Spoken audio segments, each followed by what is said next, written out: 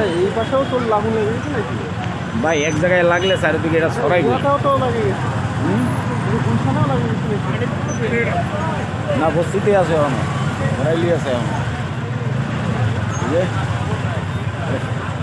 ঠিক আছে এই যে দেখেন, নিচে লেগে গেছে। আকাশটা দেখছে। পানির নিচে তারপরে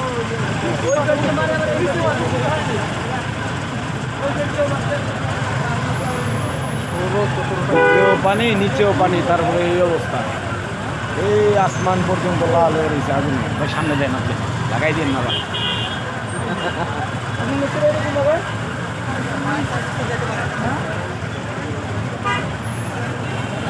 কিচ্ছু করার নেই।